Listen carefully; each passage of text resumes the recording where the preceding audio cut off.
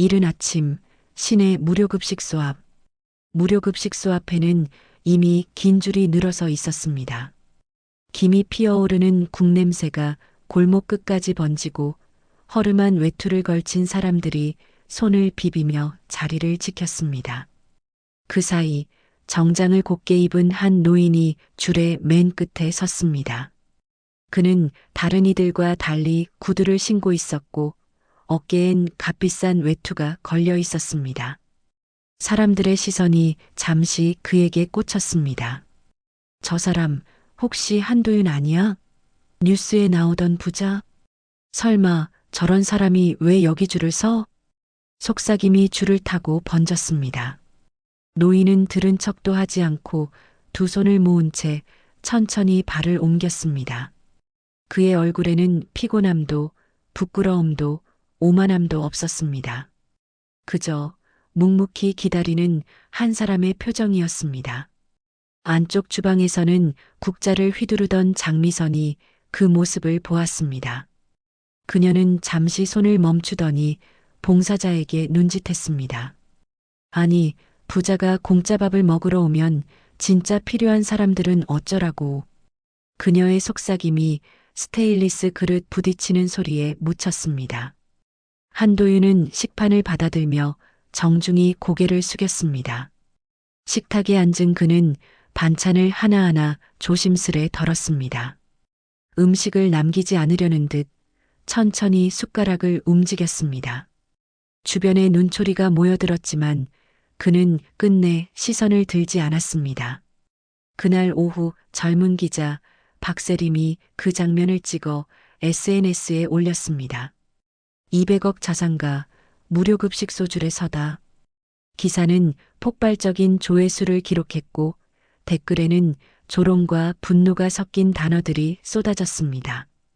급식소 봉사자들 사이에선 저 사람 내일부터 못 오게 해야 하는 거 아니냐는 말이 돌았습니다. 다음 날 도윤은 변함없이 같은 줄에 섰습니다. 그는 식판을 받아들고 어제와 같은 자리로 걸어갔습니다. 아무 말도 변명도 해명도 하지 않았습니다. 다만 김이 피어오르는 국 한 그릇 앞에서 잠시 눈을 감았습니다. 그리고 천천히 젓가락을 들었습니다. 사람들은 의심했지만 그의 식탁 위엔 단 한 줄의 체온만이 남아 있었습니다. 다음 날 아침 무료급식소와 신문사 사무실. 아침 신문 일면에는 커다란 제목이 실려 있었습니다. 200억 자산가 무료급식소 줄에 서다. 사진 속 한도윤의 얼굴은 무표정했고 그 표정은 차가운 조롱의 대상이 되었습니다. 도시 곳곳에서 그를 아는 사람들이 수군댔습니다. 돈이 썩어도 남의 밥은 공짜로 먹네. 그렇게 벌어도 외로우면 별 수 없지. 급식소 조리장 장미선은 분노와 당혹감이 뒤섞인 채 문을 열었습니다. 그녀는 새벽부터 찾아온 봉사자들에게 신문을 내밀었습니다. 이 사람 어제 왔던 그 노인 맞죠? 앞으로는 못 들어오게 해야 해요. 봉사자들은 서로 눈치를 보며 고개를 끄덕였습니다. 한도윤은 평소처럼 조용히 문 앞에 섰습니다. 손에는 식판이 아니라 종이봉투가 들려 있었습니다. 그는 어제처럼 차례를 기다렸지만 미선이 그 앞을 막아섰습니다. 이제 오지 마세요. 여긴 그런 데 아닙니다. 죄송합니다만 잠시만 밥 한 숟갈만. 안 됩니다. 모두가 불편해해요. 도윤은 아무 말 없이 고개를 숙였습니다. 그의 발밑에는 아침 햇살이 비스듬히 떨어져 길게 그림자를 늘렸습니다. 봉사자 한 명이 문을 닫았고 그가 서 있던 자리에는 신문 한 장이 흩날렸습니다. 도시 반대편 신문사 사무실에선 기자 박세림이 모니터를 바라보고 있었습니다. 그녀는 예상보다 높은 조회수 그래프에 놀랐습니다. 조회수 12만 팀장님 터졌어요. 동료들은 박수를 쳤지만 세림의 얼굴엔 묘한 죄책감이 스쳤습니다. 그녀는 화면을 끄고 잠시 커피를 내렸습니다. 창밖에는 사람들이 여전히 같은 신문을 들고 서 있었습니다. 그날 저녁 도윤은 다시 급식소 근처를 지나쳤습니다. 닫힌 문틈 사이로 주방 불빛이 새어나왔습니다. 그는 주머니에서 낡은 명함을 꺼내 쥐었습니다. 청계복지재단 운영본부 김광수 이사. 한때 자신이 후원했던 재단, 이제는 그가 발을 들릴 수도 없는 곳이 되어버렸습니다. 세상의 눈은 차가웠고 그가 쥔 명함은 종이보다 더 무거웠다. 이틀 뒤 무료급식소 내부. 비가 그친 오후 급식소 안에는 김이 서려 있었습니다. 사람들의 식판 위로 국물이 고요히 흔들리고 봉사자들의 발소리만 일정한 리듬을 냈습니다. 그날도 한도윤은 조용히 줄의 맨 끝에 섰습니다. 누군가는 눈짓으로 그를 피했고 누군가는 일부러 시선을 피했습니다. 문이 열리며 또 다른 노인이 들어왔습니다. 낡은 모자를 눌러 쓴 그 노인은 이름 모를 중절모를 벗으며 인사를 건넸습니다. 오늘은 사람이 많네요. 그의 목소리는 낮았지만 어딘가 친숙한 울림이 있었습니다. 그는 빈자리를 찾아 천천히 걸었고 그 자리는 도윤 맞은편이었습니다. 두 사람은 서로를 바라봤습니다. 도윤의 눈썹이 살짝 떨렸고 상대 노인은 고개를 숙였습니다. 식판 위의 김이 그 사이를 가리며 흐릿한 막을 만들었습니다. 주방 쪽에서는 장미선이 두 사람을 번갈아 바라봤습니다. 그녀는 잠시 주걱을 내려놓고 묘한 직감을 느꼈습니다. 두 분 아는 사이세요? 아니요. 처음 봅니다. 도윤은 짧게 대답했습니다. 그러나 그의 숟가락은 흔들렸고 국물 위에 떨어진 그림자가 미세하게 떨렸습니다. 미선은 고개를 끄덕이며 다른 봉사자에게 눈짓했습니다. 그래도 저 두 분 왠지 모르게 닮았지 않아요? 봉사자가 고개를 끄덕이며 대답했습니다. 눈빛이요. 같은 외로움이 보여요. 한쪽 구석에서 기자 박세림이 카메라를 들고 있었다. 그녀는 두 노인의 식판을 동시에 프레임에 담았습니다. 렌즈 너머로 보이는 두 사람은 마치 긴 세월의 그림자 같았습니다. 도윤은 잠시 시선을 들어 맞은편의 노인을 보았습니다. 그 노인의 눈동자 안에는 익숙한 슬픔이 어른거렸습니다. 비가 다시 내리기 시작했습니다. 지붕을 두드리는 소리가 커질수록 두 사람의 손놀림은 느려졌습니다. 도윤은 마지막 남은 밥 한 숟가락을 뜨며 작게 숨을 내쉬었습니다. 그의 입가엔 알 수 없는 미소가 번졌고 태식은 고개를 숙였습니다. 세상 누구보다 가까운 거리, 그러나 아무 말도 건네지 못한 두 사람. 식판 위에 따뜻한 김 사이로 닿을 듯 말 듯한 가족의 온기가 스며들었다. 늦은 저녁, 지방 신문사 편집국 및 시내 골목. 박세림은 모니터 앞에 앉아 있었다. 그녀의 기사 제목은 여전히 실시간 인기 1위를 지키고 있었다. 사무실엔 환호와 박수가 오갔지만 세림의 손끝은 키보드 위에서 멈췄다. 화면에 떠 있는 사진 속 한도윤의 얼굴이 유난히 낯설게 느껴졌다. 그녀는 검색창에 한도윤 기부 기록을 입력했다. 잠시 후 재단 후원 명단 파일이 열렸다. 익명 기부자 H. D. Y라는 이름이 반복적으로 눈에 띄었다. 최근 5년간 무료급식소 운영비의 절반 가까이가 그의 기부였다. 세림은 숨을 고르고 휴대전화를 집어들었다. 팀장님, 혹시 이 재단 후원자 명단 확인해도 되죠? 그거 필요 없어. 벌써 조회수 충분하잖아. 다음 기사 준비해. 네. 짧은 대답이 끝나자 사무실의 소음이 더 커진 듯 했다. 세림은 모니터를 끄고 책상 서랍에서 녹음기를 꺼냈다. 익명 기부자 H. D. Y. 이게 혹시 그녀는 혼잣말처럼 중얼거렸다. 그 순간 편집국 벽시계의 초침이 유난히 크게 들렸다. 밤 9시 넘어 세림은 급식소 근처 골목으로 향했다. 비가 그친 후라 골목길에는 빛이 잔잔히 반사되었다. 그녀는 포장마차 불빛 아래에서 한도윤의 뒷모습을 발견했다. 그는 벤치에 앉아 있었고 옆자리에는 어제 보았던 노인 오태식이 있었다.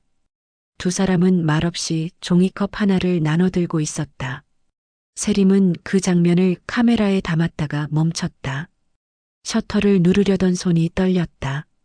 그녀는 렌즈를 내리고 그들을 한참 바라봤다. 도윤이 태식에게 빵 조각을 건네고 태식이 작게 고개를 숙였다. 두 사람의 모습엔 부끄러움도 연민도 없었다. 그저 조용한 존중이 흘렀다. 세림은 손에 쥔 카메라를 내려놓았다. 사진보다 중요한 것이 무엇인지 처음으로 생각했다. 그녀의 호흡이 조용히 빗소리에 섞였다. 도윤의 손끝에서 전달된 따뜻한 빵 조각이 밤 공기 속으로 흩어졌다. 한 조각의 빵이 기자의 마음을 조용히 바꿔놓았다. 다음 날 오후 신문사 자료실 및 재단 사무실. 박세림은 새벽부터 신문사 자료실을 뒤지고 있었다. 먼지 쌓인 파일철을 꺼내 넘기자 10여 년 전의 후원자 명단이 나왔다. 그 속에는 한도윤이라는 이름이 여러 번 등장했다. 금액은 매번 다르지만 항상 같은 날짜에 입금된 기록이었다. 그녀는 숨을 삼키며 노트북을 열었다. 메일함 속에는 급식소 운영비 정산 관련 문의라는 오래된 편지가 남아 있었다. 발신인은 재단 이사 김광수였고 수신인은 바로 한도윤이었다. 세림은 재단 사무실로 향했다. 비서실 앞 복도에 출입 금지 표지판이 붙어 있었다. 비서는 그녀를 막으려 했지만 세림은 기자증을 내밀었다. 익명 후원자 H. D. Y. 그분이 누군지 압니까? 그건 기밀 사항이에요. 하지만 10년 동안 그분 덕분에 급식소가 유지됐죠. 그 순간 세림의 핸드폰이 울렸다. 급식소에서 장미선이 보낸 문자였다. 재단에서 폐쇄 논의 중이에요. 세림은 얼굴이 굳었다. 복도 끝에서 김광수가 전화를 하며 지나갔다. 이번 논란 때문에 운영비 줄여야 해요. 후원금도 그냥 정리해요. 그 목소리에 세림의 손이 떨렸다. 그녀는 즉시 급식소로 달려갔다. 주방 안에서는 도윤이 조용히 식탁 닦는 봉사자들을 돕고 있었다. 그를 본 미선이 놀란 표정으로 다가왔다. 왜 또 오셨어요? 지금 상황 몰라요? 이 집 밥은 제 형이 먹는 밥입니다. 세림은 그 말에 숨을 멈췄다. 도윤은 천천히 손을 닦으며 식판을 들었다. 형이 이곳에서 밥을 드실 때마다 내가 같이 있고 싶었습니다. 미선이 말없이 고개를 떨궜다.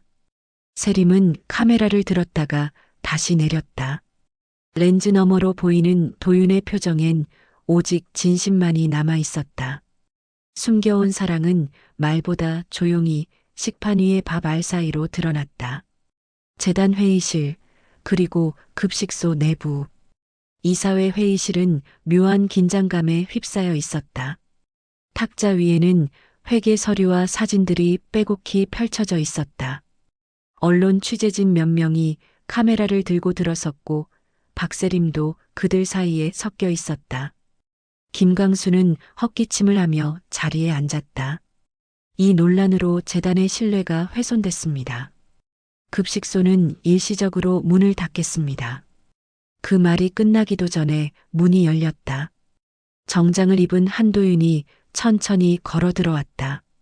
카메라 셔터음이 터지며 회의실의 공기가 무거워졌다. 그는 한 손에 서류 봉투를 들고 있었다. 그만하시죠. 저 서류엔 재단 자금이 어디로 갔는지 다 나와 있습니다.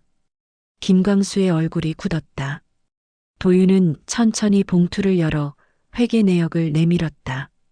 그 안에는 급식소 운영비가 개인 계좌로 빠져나간 정황이 명확히 기록돼 있었다.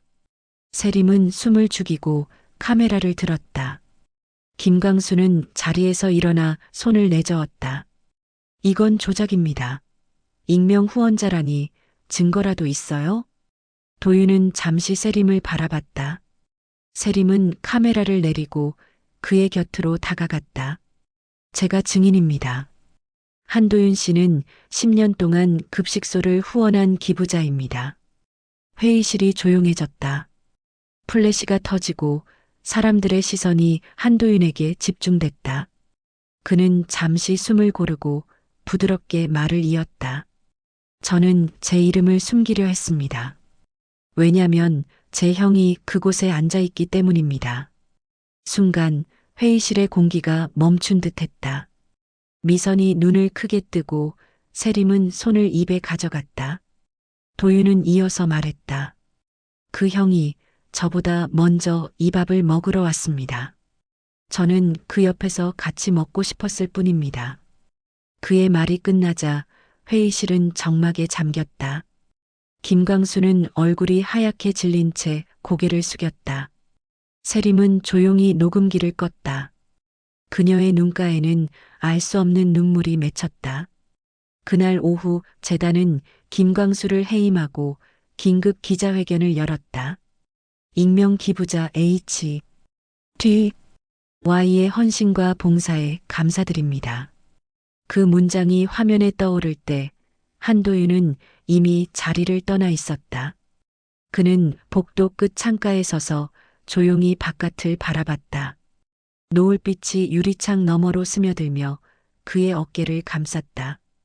오해가 걷히자 남은 건 고요한 용서뿐이었다. 2달 뒤 새로 단장한 무료급식소 앞. 봄 햇살이 부드럽게 내리쬐는 오전, 급식소의 간판이 새로 걸렸다. 공공식탁 함께 먹는 식탁. 오래된 간판을 내걸던 손길에는 장미선과 봉사자들의 미소가 묻어 있었다. 그날을 계기로 급식소는 다시 문을 열었다. 첫날 줄을 선 사람들 사이에 익숙한 얼굴이 보였다. 한도윤이었다. 그는 예전처럼 조용히 줄의 맨 끝에 섰다. 하지만 이번엔 아무도 수군거리지 않았다. 그의 옆에는 형 오태식이 서 있었다. 두 사람의 어깨는 조용히 맞닿아 있었다. 주방 안에서 미선이 두 사람을 보며 고개를 끄덕였다. 오늘 국은 조금 짜네요. 대신 마음은 달콤하죠. 그녀의 말에 봉사자들이 웃었다. 주전자에서 김이 피어오르며 따뜻한 냄새가 퍼졌다. 박세림은 카메라를 들고 그 모습을 촬영하고 있었다. 이번엔 기사 제목이 달랐다. 같은 식탁에 앉은 부자와 노인, 그리고 밥 한 그릇의 의미. 그녀의 손이 떨렸지만 이번엔 부끄럽지 않았다. 렌즈 너머의 장면이 누구보다 따뜻했기 때문이다. 도윤과 태식은 나란히 앉았다.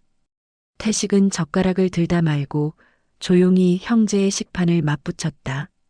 동생아, 이젠 내가 사는 밥이 좀 맛있다. 그럼 됐죠. 그게 제가 원한 전부였습니다. 식판이 맞닿으며 경쾌한 소리가 났다. 그 순간 창문 밖으로 바람이 불어와 식탁 위에 신문 한 장을 날렸다.